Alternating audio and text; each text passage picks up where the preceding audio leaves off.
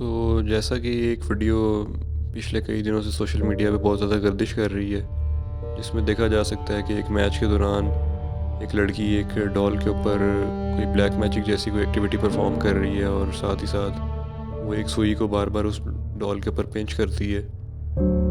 और ये जो सारा स्टेडियम है, यहाँ पे अमेरिकन फुटबॉल मैच हो रहा है जिसका नेम सुपर बॉल कह सकते हैं। और यहाँ पर हमें देखा जा सकता है कि लड़की जो है वो बार बार उस नीडल को पिंच कर रही है।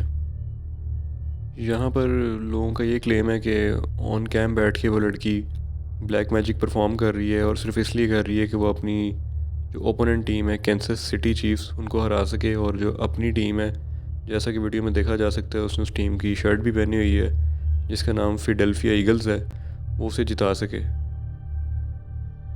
अब ये वाक़या अमेरिकन सिटी न्यू लिनस का है और इस स्टेडियम का नाम सीजर्स सुपरडोम है, जिसमें हम देख सकते हैं कि ऑन कैमरा एक बड़ी सस्पिशियस सी चीज़ रिकॉर्ड होती है और फिर बार बार लड़की जब उस सुई को उस डॉल के अंदर पिंच करती है तो वो चीज़ उसको और हॉरिबल बनाती है।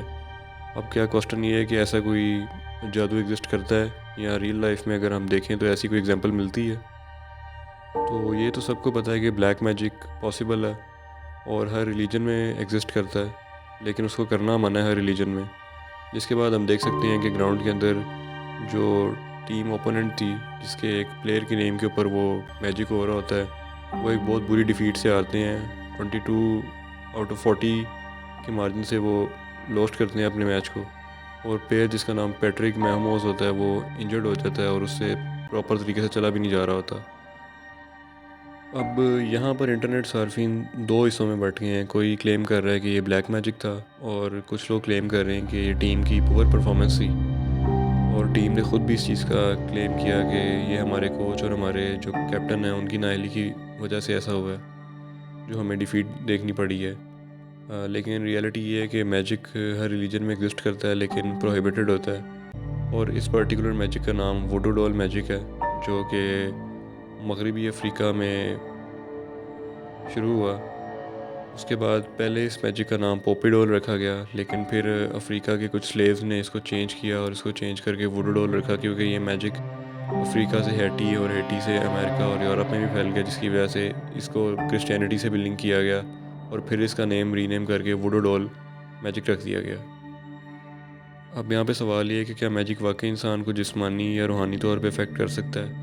तो इसका क्वेश्चन ये है कि अगर कोई इंसान नमाजी है या वो अल्लाह के करीब है, जिसके दिल में ईमान है और वो मोमिन है, तो उसको ऐसी कोई चीज़ अफेक्ट नहीं करेगी। लेकिन ये मैजिक जो लोग करते हैं वो भी गुमराह, और जिन पे ये अफेक्ट करता है वो लोग भी गुमराह जिनके दिल में पहले ही कोई अल्लाह का जिक्र नहीं है। जिसकी एक मिसाल हमें ऐसे मिलती है कि एक रशियन औरत जो जादू और इस तरह की एक्टिविटीज़ परफॉर्म करती है, वो ऑन कैम बैठ के ये चीज़ क्लेम करती है कि मैं बाकी जितने रिलीजन्स पे भी अगर लोगों पे जादू करने की कोशिश करती हूँ तो हो जाता है, लेकिन अगर मैं मुस्लिम्स पे करती हूँ तो उधर कोई ऐसी चीज़ है उनके अराउंड जो मुझे ब्लैक मैजिक करने से, उन पे परफॉर्म करने से रोकती है।